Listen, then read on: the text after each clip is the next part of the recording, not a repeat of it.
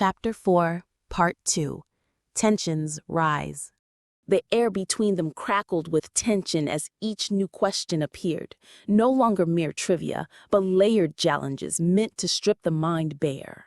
Binary logic paradoxes, recursive number traps, misdirection embedded in riddles. Yuna's breath shortened. Her fingers hovered over the panel, each decision dragging time into molasses. Elias, by contrast, was eerily calm, posture straight, eyes cold and unblinking, answering with a surgeon's precision. The scoreboard flickered, a dead heat. One round, Yuna ahead. The next, Elias, neither yielding. Yuna felt herself unraveling at the edges, her pulses roared in her ears. She made a misstep, a riddle about time loops, but recovered by solving a pattern cipher so twisted it nearly made her gag. Elias raised an eyebrow at that, amused.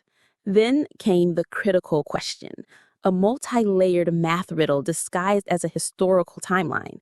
Elias answered too quickly, overconfident. Wrong. The arena paused. Elias blinked, his jaw tightening ever so slightly, but instead of faltering, he looked directly at Yuna and smiled. Not in defeat, but like someone who had played the long game and was still watching it unfold. Yuna's final question flashed onto the screen. In a village, there is a barber who shaves everyone who does not shave themselves and no one else. Question: who shaves the barber? A classic paradox, recursive, self-referential, and designed to trap the mind in infinite contradiction. Yuna's breath caught.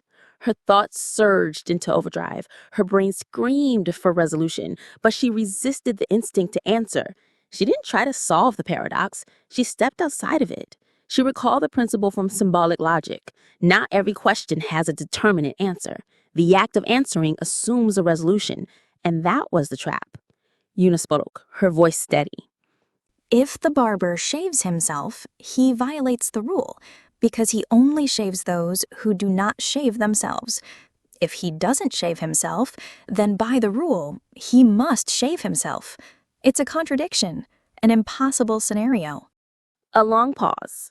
The system processed. Then, correct. Elias exhaled slowly, a sharp line forming between his brows as the failure registered. He slumped back, and without a sound, the neural discharge hit. Fast, silent, final. Yuna stood frozen, heart pounding, her lips parting just enough to gasp for air. She had won, but only barely.